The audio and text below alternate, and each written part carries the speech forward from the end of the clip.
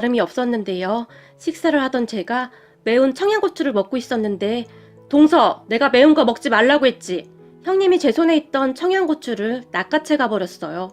그 모습에 시어머님이 아유 인정머리도 없는 것 그걸 못 먹게 해? 아주 그냥 피도 눈물도 없는 것 이러며 형님을 노려봤어요.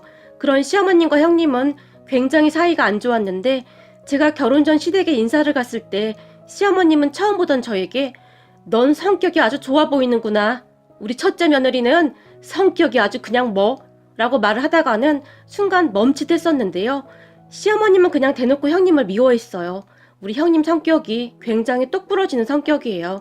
그러다 보니 시어머님이 뭔가를 잘못하거나 하면 그 즉시 말을 해버리고 마는 그런 사람입니다. 그리고 시어머님은 그런 형님을 항상 못마땅해 했었는데 그냥 대놓고 형님에게 싫은 소리를 할 정도였어요. 하지만 형님도 참 대단했던 것이 시어머님이 어떠한 말을 해도 눈 하나 깜빡하지 않았는데 아마도 시어머님은 그런 형님이 더욱 못마땅했던 것 같아요. 그렇게 허구한 날 시어머님은 형님에게 싫은 소리를 했지만 형님은 그저 상관하지도 않고 딴청을 부렸어요. 그리고 그런 시어머님과 형님 때문에 가족들이 스트레스를 받고 있었지만 형님은 전혀 아랑곳하지도 않았어요. 어느 날은 그런 형님에게 형님 그냥 어머님하고 잘 지내시면 안 돼요? 형님은 스트레스 이런 거 안 받으세요? 제가 물었지만 스트레스를 받긴 왜 받아? 그냥 한 귀로 듣고 한 귀로 흘리면 되는 거지. 그리고 동서도 불만 있으면 속에 담아놓지 말고 어머님한테 다 말해. 그냥 그렇게 있지만 말고 저번에도 어머님 막말하는데 왜 가만히 있어? 형님이 오히려 저에게 쓴소리를 했어요. 사실 우리 시어머님이 말을 좀 함부로 하는 경향이 있긴 했는데 그날은 저보고 너는 부모가 없어서 그런지 애가 눈치를 너무 많이 보는구나 라는 말을 했었거든요. 우리 부모님은 두 분 다 돌아가셨는데 아빠는 제가 초등학교 때 교통사고로 돌아가셨고 엄마는 제가 대학 다닐 때 암으로 돌아가셨어요. 그래서 그 뒤 저는 남동생과 둘이 살아왔고요. 그런데 시어머님은 그러한 우리 친정 환경을 잘 알고 있었음에도 간혹가다 막말을 막 함부로 했거든요. 하지만 저는 굳이 집안의 문제를 일으키고 싶지가 않아서 그냥 입을 꼭 다물어 버릴 뿐 아무 말도 하지 않았고 형님은 그 모습을 못마땅해 했었어요. 동서, 할 말은 해야 하는 거야. 어디서 그런 말을 할 수가 있어? 사람은 말이야. 해야 할 말과 하지 말아야 할 말이 있는 거야. 형님이 다시 힘주어 말을 했고 근데 저는 그냥 머리가 아파서 형님도 어머님 성격 잘 아시잖아요. 그냥 너무 피곤해서요.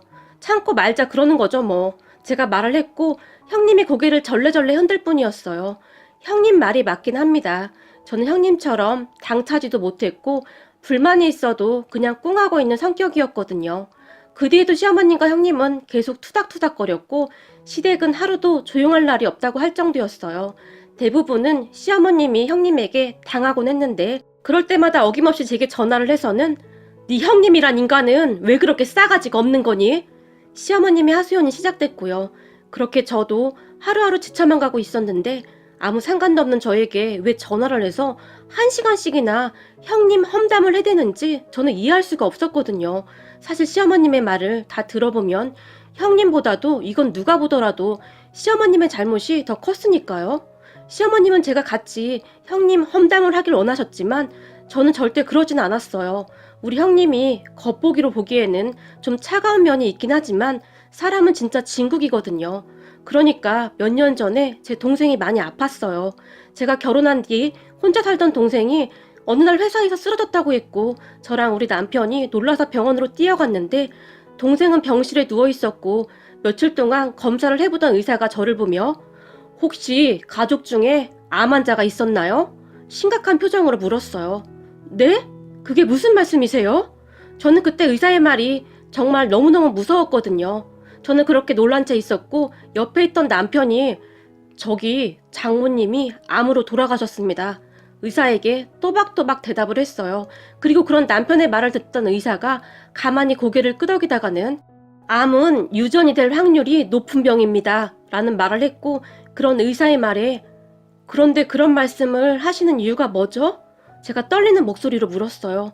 하지만 아마도 저는 그때 이미 알고 있었던 것 같아요. 저기 동생분이 대장암입니다. 의사가 조용히 말을 했고 네? 대장암이요? 우리 남편이 놀란 채 큰 소리로 외쳤어요. 그리고 제가 잠시 휘청거렸던 것 같은데 여보 괜찮아? 라며 남편이 저를 부축했어요. 그런 저를 보던 의사가 바로 정밀검사하고 항암치료 들어가야 할 것 같습니다. 의사는 그저 아무 표정도 없이 덤덤하게 말을 했지만 우리 가족에게는 정말이지 청천벽력 같은 소리였어요. 그 뒤 저는 몇 날 며칠을 제대로 잠도 못 잤고 잘 먹지도 못했어요.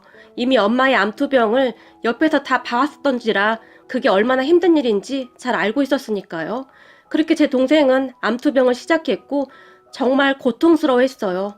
저는 그런 동생 옆에서 종일 병간호를 했고 착한 남편이 주말에는 교대를 해주기도 했어요. 그러던 어느 날 시부모님과 형님이 병문안을 왔는데 누워있는 동생을 살짝 보고 밖으로 나가던 시어머님이 난 이래서 병원 오는 거 싫다니까. 괜히 내가 아파지는 것 같다니까. 라며 인상을 찌푸렸어요.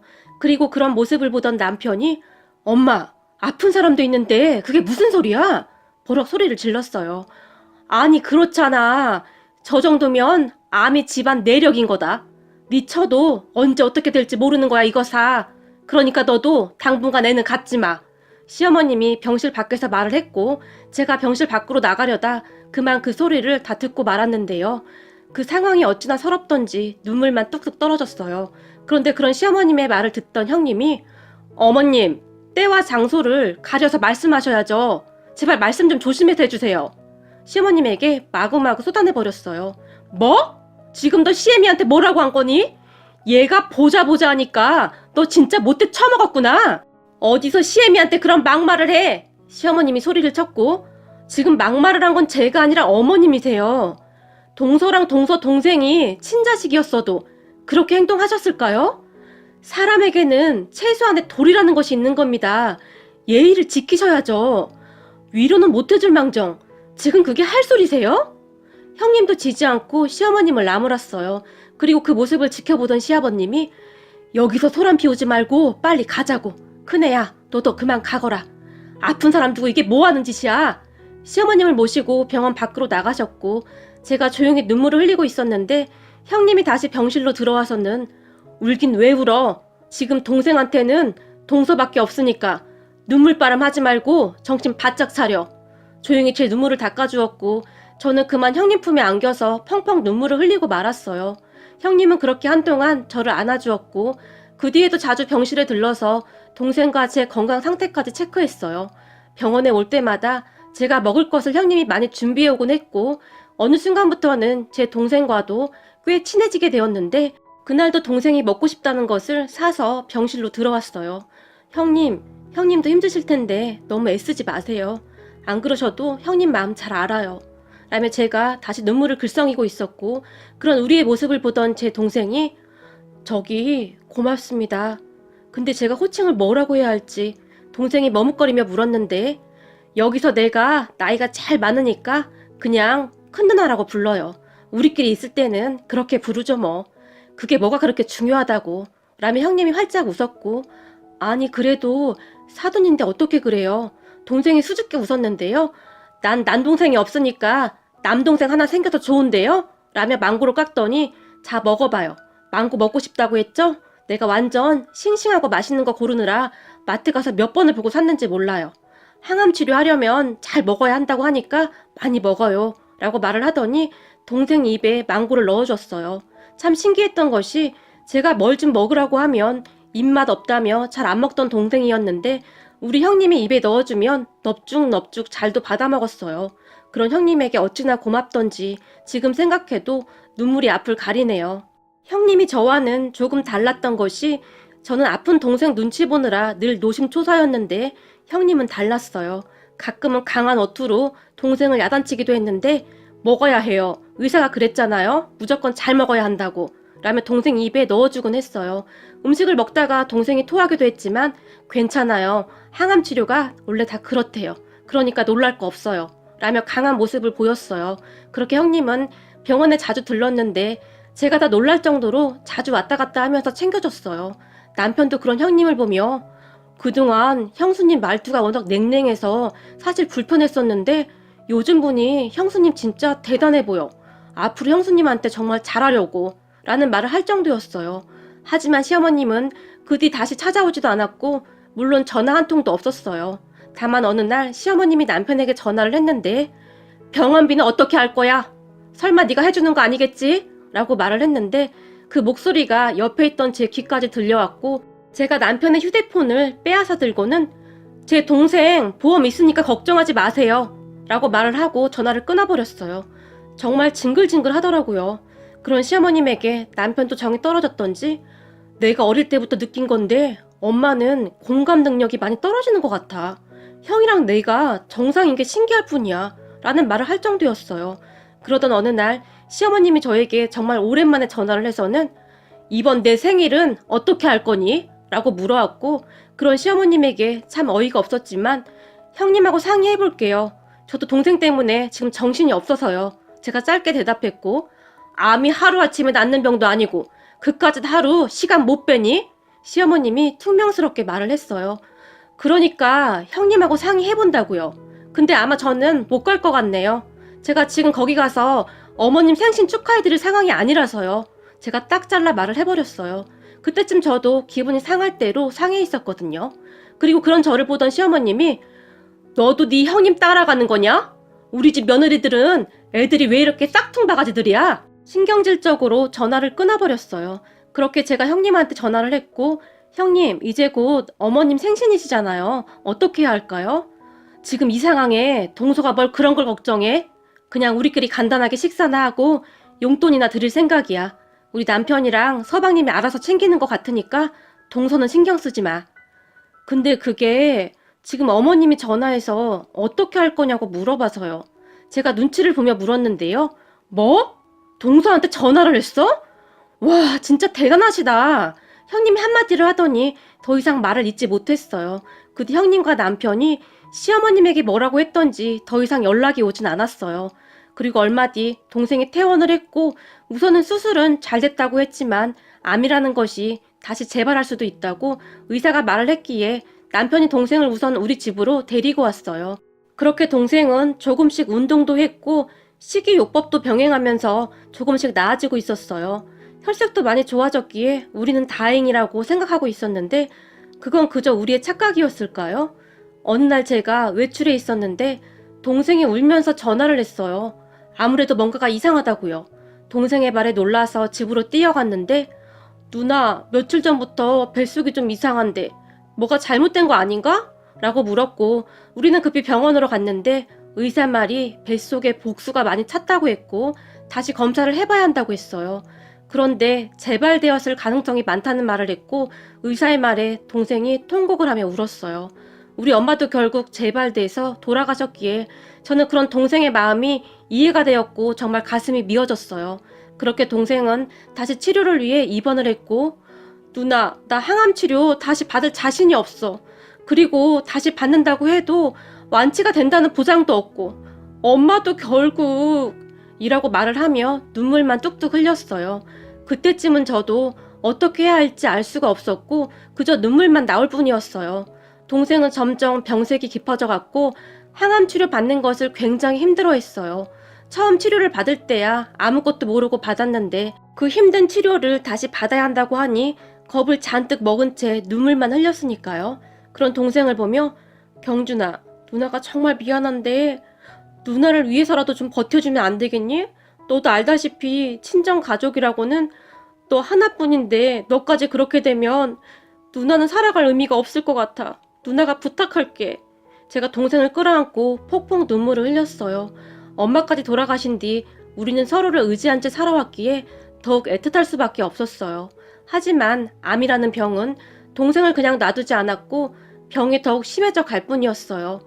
누나, 나 항암 치료 그만 받고 싶어. 동생이 애원을 할 정도였으니까요. 그런 동생은 음식을 잘 먹지도 못했는데 가끔 동생이 먹고 싶다고 하는 음식이 있으면 저도 그 음식을 찾아 여기저기 뛰어다녀야만 했어요.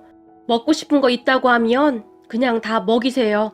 의사가 즉에 그 말을 하고 갔는데 그 말이 저한테는 비수로 꽂혀버렸고 저는 매일같이 동생이 먹고 싶다는 음식을 찾아 헤매다녔어요. 물론 어렵게 구해와도 많이 먹지도 못했지만 단 한 입이라도 먹는 것을 보면 제 마음이 편해졌으니까요. 그런 우리 곁에 항상 형님이 계셨는데 평생을 갚아도 다 갚을 수 있을까 싶을 정도로 형님에게 감사한 마음뿐입니다. 어느 날은 동생이 갑자기 수박이 먹고 싶다고 하는데 한겨울이었기에 수박 찾기가 쉽지가 않았어요. 백화점과 마트에 전화를 했지만 다 팔리고 없다는 말만 했거든요. 그렇게 병원에 왔던 형님에게 요즘 겨울이라 수박이 많이 안 나오나 봐요. 백화점도 그렇고 마트도 그렇고 수박이 없다고 하네요. 제가 이 근처를 벗어나기도 힘들고 남편도 회사 근처에서 알아본 모양인데 없다고 하네요. 동생이 며칠 전부터 수박이 먹고 싶다고 노래를 부르는데 마음이 너무 아파요. 제가 울먹였고 형님이 그런 저를 보며 나도 한번 알아볼 테니까 기다려봐 라는 말을 하고는 돌아갔는데, 그런데 다음날 아침 형님이 병원에 다시 왔는데 한겨울이었음에도 불구하고 이마에 땀이 송글송글 맺혀 있었어요. 그런 형님에게 형님 왜 이렇게 땀을 흘리세요? 제가 물었는데요. 형님이 에코백을 꼭 끌어안고 있었는데 동서 내가 찾았어. 내가 찾았다고 라며 형님이 에코백을 제게 건넸는데 무엇이 들었는지 묵직했어요. 형님 이게 뭐예요? 제가 놀라서 물었는데요. 수박이야 그거. 우리 동네 백화점에 하나 있다고 해서 내가 아침부터 엄청 뛰어가서 사온 거야. 제철이 아니어도 수박을 찾는 사람들이 꽤 많다나 봐. 그래서 금방 소진된다고 하더라고. 몇 개 들어오지도 않는다고 하니까. 그래서 내가 얼마나 뛰었는지 몰라. 학교 다닐 때 달리기 하는 거 제일 싫어했었는데 알고 보니 내가 달리기를 엄청 잘하더라. 얼른 가서 먹이자. 형님이 가쁜 숨을 내쉬었어요. 그런 형님을 보는데 왜 이렇게 눈물이 쏟아지던지 저도 모르게 형님을 꼭 끌어안고 말았어요. 형님 정말 감사해요. 저는 그저 그 말만 되뇌일 뿐이었어요. 아니 울긴 왜 울어. 빨리 들어가자. 형님이 그런 저를 잡아 끌었고 병실로 들어가 형님이 수박을 먹기 좋게 썰어서 동생 입에 넣어줬는데 그동안 아무것도 먹지 못했던 동생이 수박을 입에 넣고는 수박 진짜 먹고 싶었는데 마지막으로 수박은 먹고 가네 라고 중얼거렸어요. 그 말에 제 눈에서 다시 눈물이 비오듯이 쏟아졌는데 수박 진짜 맛있다. 정말 너무너무 먹고 싶었어요. 감사해요 큰 누나. 동생이 형님을 보며 말을 했고 그 순간 형님이 고개를 돌려 눈물을 닦아냈는데 누나들 울지 마. 비록 내 삶이 너무 짧았지만 누나들이 있어서 정말 행복했어. 그리고 내가 내내 생각한 건데 큰 누나가 전생에 진짜 내 누나였던 것 같다. 난 왜 자꾸 그런 생각이 드는 거지? 동생이 힘겹게 말을 했어요. 그리고 얼마 후 동생은 우리 모두가 지켜보는 가운데 조용히 눈을 감았는데 눈을 감기 며칠 전 큰 누나 나까지 가면 작은 누나 혼자니까 큰 누나가 작은 누나 좀 잘 챙겨주세요. 나는 먼저 가 있을게요. 둘이 오래오래 살다가 나중에 하늘나라에서 봐요. 동생이 작별 인사를 했는데 결국 우리 형님도 눈물을 참지 못한 채 소리내어 울었어요. 그렇게 동생이 이승에서 먹은 마지막 음식이 수박이 되었는데 형님 덕분에 그 먹고 싶다던 수박을 먹고 가서 조금이나마 마음의 유안이 되었어요. 장례를 치르는 동안에도 형님 부부가 곁에서 끝까지 지켜줬고 형님의 여동생까지 와서는 이것저것 챙겨줬어요. 비록 동생은 떠나갔지만 항상 옆에서 챙겨주는 소중한 사람들이 있어서 저는 살아갈 힘을 얻었답니다. 그런데 우리 시어머님은 동생을 떠나보낸 저에게 어떠한 유례의 말도 하지 않았는데 정말이지 인정머리라고는 눈꼽만치도 없는 그런 분이셨어요. 그런 시어머님에게 저도 정이 떨어질 대로 떨어져 버렸고 웬만한 일에는 시댁에 가지 않게 되었어요. 그러던 어느 날 시어머님이 우리 집에 쳐들어오셨는데 네 동생 그렇게 된 건 동생 팔자가 그런 건데 언제까지 그렇게 병든 닭처럼 누워만 있을 거냐? 조금 있으면 네 시아버지 생신인데 네가 그러고 있으면 어떡해? 시어머님이 고래고래 소리를 지르다 가셨고 잠시 후에 형님이 죽을 가지고 우리 집에 왔다가 제가 울고 있는 모습을 보더니 왜 그래? 무슨 일 있어? 형님 조금 전에 어머님이 왔다 가셨는데 아버님 생신 어떻게 할 거냐고 제가 조용히 말을 꺼냈는데요. 제 말 듣던 형님이 생일 어머님은 어떻게 입만 열었다 하면 생일 타령이야? 밥도 잘 못 먹고 있는 사람한테 라고 말을 하더니 제가 말릴 틈도 없이 밖으로 뛰쳐나갔는데 아마도 시댁으로 쫓아갔던 것 같아요. 그렇게 시댁으로 쫓아간 형님이 어머님 생신 못 챙겨서 죽은 귀신 있어요? 생신에 무슨 한이 맺히셨어요? 지금 동서 심정이 어떤지 모르시는 거예요? 아니면 알고도 그러시는 거예요? 사람이라면 최소한의 도리라는 것이 있는 겁니다. 세상 떠난 사람을 애도하는 시간이 필요한 거라고요. 난리를 쳤다고 하네요. 옆에 계시던 아버님이 큰애야 왜 그러는 거니? 놀라서 형님에게 물었고 아버님, 어머님이 조금 있으면 아버님 생신이라고 동서한테 생일상 차리라고 한 것 같은데 이건 정말 아니잖아요. 동서 지금 밥도 못 넘기고 있어요. 형님이 울먹이며 시아버님에게 말을 했다는데요. 그 말을 듣던 시아버님이 뭐? 뭐가 어쩌고 어째? 거길 가서 뭐라고 했다고? 이 정신 나간 옆에네야. 누가 생일상 차리래? 매년 돌아오는 생일이 뭐라고? 생일 때마다 그 난리야. 내가 그동안 참고 살았는데 더 이상은 안 되겠다. 이 정도면 당신 정상 아니야. 사람이 어쩌면 그럴 수가 있어? 당신한테 눈물이라는 게 있긴 있는 거냐? 무섭다, 무서워.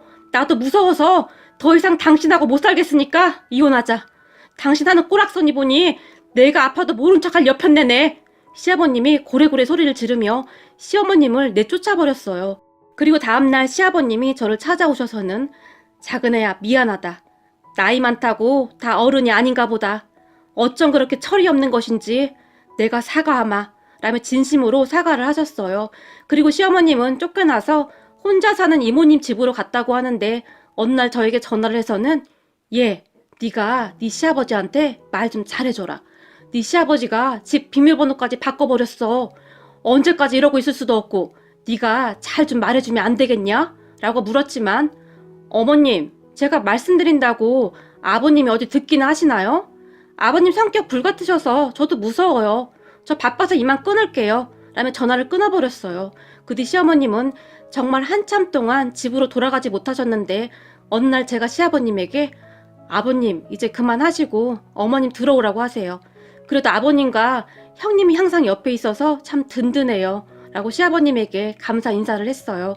그런 제 말에 시아버님이 네 시애미가 참 말을 꼴소납게 하는데 그래도 큰애가 있어서 내가 안심이 된다. 누가 보면 우리 큰애가 네 시애미한테 못되게 구는 걸로 오해할 수도 있는데 내 눈에는 큰애 마음이 이해가 되고도 남는구나. 그래도 너희 둘이서 그렇게 잘 지내서 내가 얼마나 마음이 놓이는지 모르겠다. 시아버님이 오히려 저에게 고맙다고 말을 할 정도였어요. 그리고 그 뒤부터 형님은 제 식단을 정말 많이 신경 썼어요. 제가 매운 음식을 굉장히 좋아하는데 너무 매운 음식을 막 먹노라면 그렇게 잔소리를 했거든요. 덕분에 요즘에는 야채와 과일을 정말 많이 먹고 있네요. 형님이 지나가는 길에 동서, 제철 과일이 몸에 좋아. 우리 거 사면서 동서 것도 좀 샀어. 그러니까 이거 남기지 말고 다 먹어. 알았지? 라며 딸기를 잔뜩 사다 주기도 했는데 제가 과일을 잘 안 먹는 걸 알기에 항상 그렇게 챙겨주셨어요. 참 고맙죠. 물론 가끔 눈물이 쏙 빠질 만큼 혼내기도 하지만 저는 형님한테 그냥 고맙기만 합니다. 다 저를 위해 그런다는 것을 잘 알고 있으니까요. 어느 날은 형님이 내가 가끔 세게 말할 때도 있어서 동서가 혹시 상처받을까봐 걱정이 되긴 하지만 동서도 내 동생이나 마찬가지야. 난 동서랑 오래오래 건강하게 살고 싶으니까 내 말 잘 들어야 해. 형님이 제 손을 꼭 잡고 말했어요. 비록 친정가족은 없었지만 형님에게 의지하며 외롭지 않게 살고 있답니다. 그리고 우리 시어머님이 집으로 돌아오시긴 했는데 요즘은 가족들 눈치 보느라 조용하시네요. 물론 요즘도 가끔 막말을 툭툭 하시다가는 시아버님이 눈에 힘을 주어 째려보면 내가 또 막말을 했지. 이놈의 주둥아리를 어떻게 할 수도 없고 라며 형님과 제 눈치를 보신답니다. 시어머님에 대한 앙금이 모두 다 사라진 건 아니지만 서로서로 노력하며 살아가고 싶습니다. 그렇게 조금씩 정말 가족이 되어갈 테니까요.